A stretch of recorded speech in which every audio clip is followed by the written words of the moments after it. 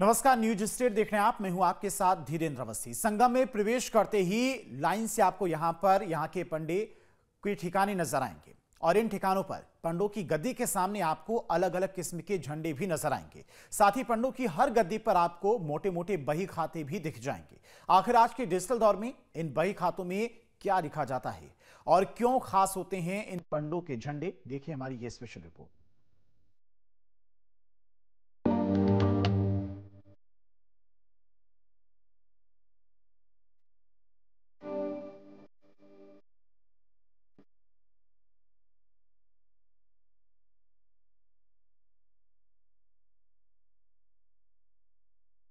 संगम यानी कि मोक्ष या फिर मुक्ति का द्वार।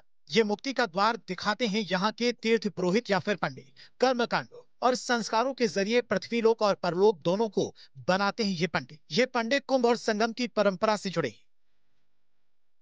यहाँ के तीर्थ पुरोहित हैं जिन्हें प्रयागवाल भी कहा जाता है। इन तीर्थ पुरोहितों की गद्दी पर पहुंचते ही आपको मोटे मोटे बही खाते दिखाई देंगे, जिन्हें ये बड़े बक्सों में सहेज कर रखते हैं। इन्हीं बही खातों में तीर्थ पुरोहित और यजमानों का वंशवार लेखा जोखा लिख कर रखती है। तीर्थ पुरोहित की इन बही खातों में हमारी कई पीढ़ियों के पूर्वजों का विवरण दर्ज होता है। जैसे ही कोई यजमान इनके पास पहुंचता है तो ये सबसे पहले एक इंडेक्स पुस्तिका खोलते हैं, जिसमें यजमान के क्षेत्र और जाति के आधार पर बही का पेज नंबर दर्ज होता है। फिर बही में पेज नंबर खोलते ही यजमान की पीढ़ियों का लेखा जोखा सामने आ जाता है। प्रयागराज में तीर्थ पुरोहितों के बही खातों में दर्ज होता है पीढ़ियों का लेखा जोखा। और जब कोई यजमान या श्रद्धालु संगम तट पर पहुंचता है किसी धार्मिक क्रियाकलाप के लिए, किसी कर्मकांड के लिए, तो सबसे पहले वो उस स्थान पर पहुंचता है जहां पर तीर्थ पुरोहितों का स्थान होता है, उनकी तख्त होते हैं। और वहां पर सबसे पहले वो उस झंडे के निशान को देखता है जो उस खास तीर्थ पुरोहित की पहचान होती है। और उसके बाद उस झंडे के निशान के बाद वो सीधे अपने तीर्थ पुरोहित के पास पहुंच जाता है, जहां पर इस तरह के आप देखें तो तमाम यहां पर बही खाते रखे हुए हैं, जो आज के दौर में आपको शायद यहीं पर देखने को मिलेंगे। ये मोटे मोटे बही खाते हैं जहां पर पूरा रिकॉर्ड होता है किसी भी व्यक्ति के परिवार से संबंधित, और पुरखों का नाम और हिसाब भी यहाँ पर होता है। तो सबसे पहले पंडित जी ये इंडेक्स, जो छोटी सी एक डायरी है, इसको खोलते हैं और उसमें उस क्षेत्र और गांव और उसकी जात का नाम अंकित होता है। उसके आधार पर उसका बही खाता खुल जाता है।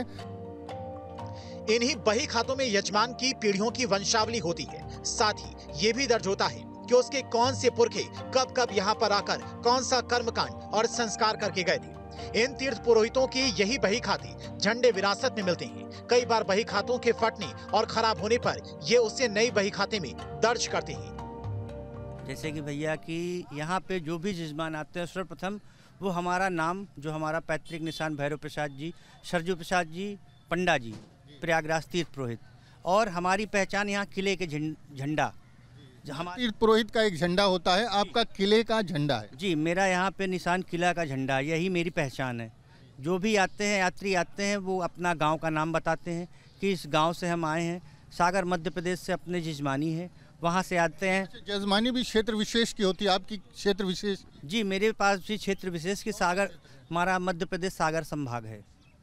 सागर संभाग मतलब क्षेत्र भी बटे हुए? जी, सभी का यहाँ पे सभी तीर्थ पुरोहित का अपना अपना क्षेत्र है और सभी में वो उनका चलन है कि वो उन्हीं पंडा जी के यहाँ जाते हैं।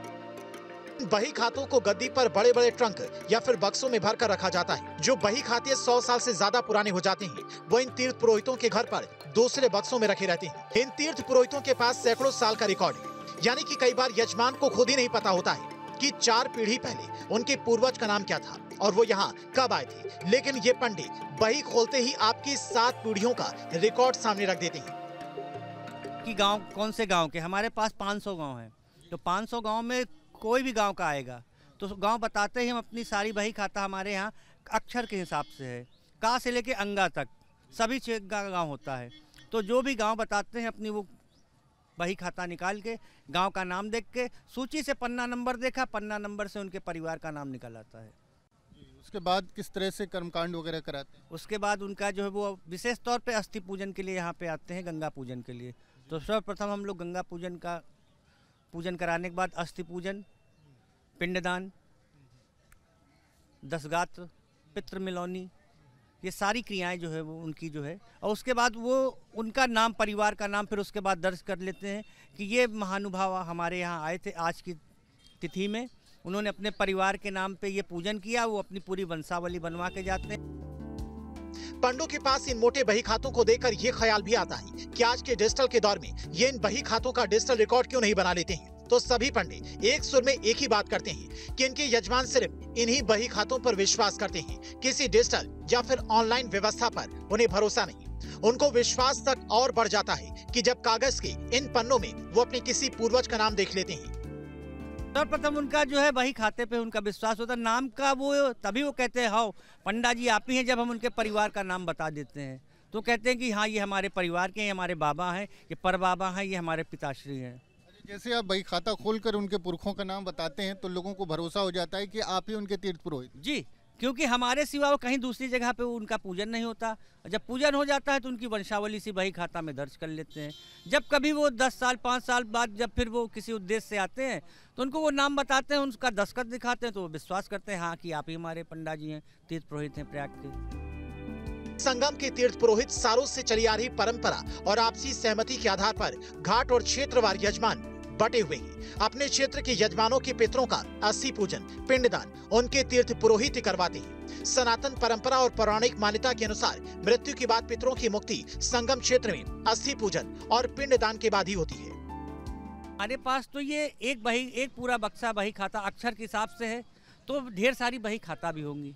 तो इसकी एक प्रतिलिपि जो हम लोग के घर पे भी रखी जाती है, जो पुरानी हो जाती है, जो 100 साल पुरानी हो जाती है, उस नाम को जो हम लोग घर पे रख देते हैं कि वो हमेशा बरकरार रहे।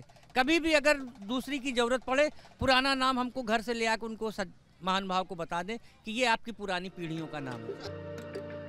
प्रयागवाल तीर्थ पुरोहितों की पहचान इनके झंडों से होती है। संगम किनारे या फिर अक्षय वृत मार्ग पर पहुंचते ही आपको तरह तरह के और कई बार विचित्र नाम वाले झंडे लहराते नजर आ जाएंगे। कोई 2 तुमड़ी वाले पंडा, तो कोई टेढ़ी नीम वाले, कोई कटार वाला पंडा, तो कोई सेहरी वाले पंडा।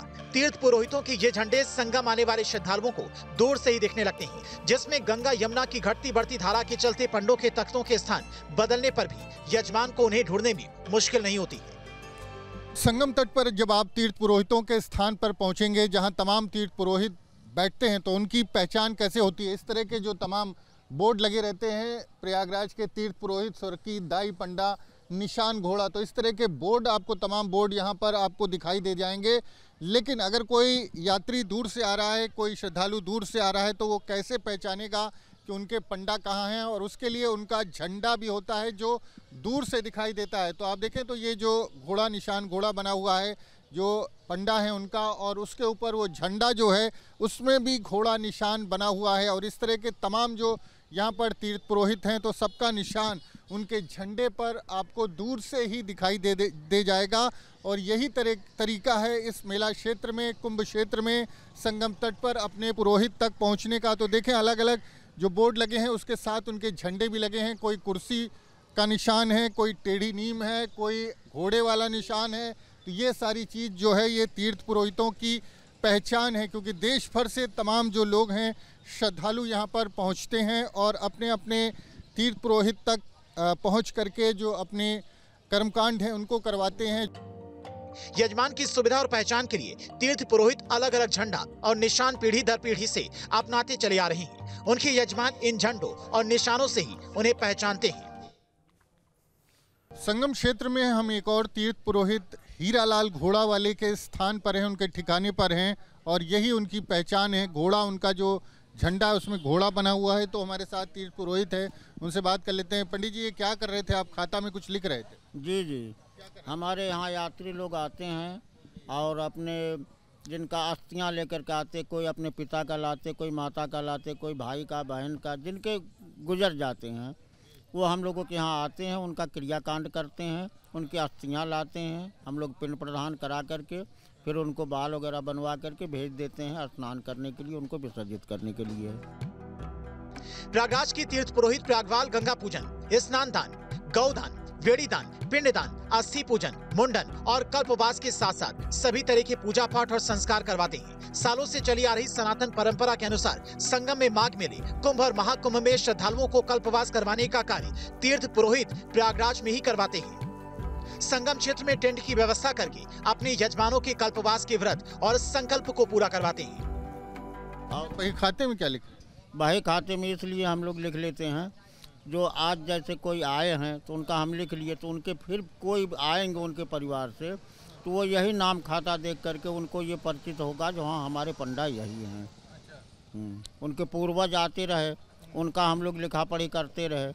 अब वो लोग यात्री लोग आते हैं तो वही नाम देख करके उन लोगों को विश्वास हो जाता है जो हाँ हमारे ये पंडा हैं, हमको इनके यहाँ कार्यक्रम कराना चाहिए। तो ये बताएं, इतने बड़े बड़े बक्से हैं, ये बहुत बड़ा बक्सा है, वो आपका इतना बड़ा बक्सा है जिस पे लिखा है स्वर्गीय हीरालाल घोड़ा वाले, इतने सारे बही खाते हैं। हमको लगता है ये एक ट्रक जो है बही खाते आपके पास जी। कितने साल के, कितनी पीढ़ियों के बही खाते आपके यहाँ होते हैं? हमारे यहाँ कम से कम 7-8 पीढ़ी तक का है, 7-8 पीढ़ियों तक का, यानी 150-200 साल पहले का हमारे पास रिकॉर्ड है। तो मेंटेन कैसे करते हैं? इसमें कोई कीड़ा उड़ा नहीं लगता? इसमें जो तो लगता है वो जब पन्ना फटने लगता है, ये सामने देखिए आपके ये पन्ना फटा हुआ है, तो अब ये फट जाएगा तो अब इसको फिर दूसरा नकल करेंगे। प्रयागराज में प्रयागवाल पंडों के हाथों करवाए अस्थि दान और पिंडदान पूजन का विशेष महत्व हमारे प्राचीन ग्रंथों में वर्णित है। मृतक पूर्वजों को बिना अस्थि पूजन और पिंडदान के पितरों को मुक्ति नहीं मिलती। झंडा का निशान रहता है, राधा कृष्ण की मूर्ति बनी रहती है, उसी को देखकर हम लोग वहाँ पहुँच जाते हैं। और भी कोई पहचान होती है? और उसका नाम बोर्ड लगा रहता है। तो ढूंढने में क्या दिक्कत होगी अगर झंडा ना हो? कैसे ढूंढते हैं? तब हो गया, कैसे ढूंढेंगे? पूछ के ढूंढेंगे कहाँ पर है उनका निशान। निशान तो दूर से ही दिख जाता है। दूर से दिख जाता है। मुनि महेश शुक्ला। संगम में अस्थि पूजन और पिंडदान करवाने का अधिकार प्रयागवाल पुरोहितों के पास ही है। पहले प्रयाग, फिर काशी और फिर अंतिम तौर पर किया गया पिंडदान का पूजन होता है। हम लोग वही झंडे के निशान से ही आते हैं, बहुत समय से आ रहे हैं, तो झंडे का निशान लगा रहता है, दूर से वही दिखाई देता है, उसी के माध्यम से हम लोग यहाँ पहुँच जाते हैं। और उसकी निशानी भी रहती है, राधा कृष्ण की मूर्ति लगी हुई है हमारे झंडे में, तो उसी को देख के हम लोग वहाँ से आ जाते हैं। यहाँ गूगल की ज़रूरत नहीं पड़ती, उसी को देख के आ जाते हैं।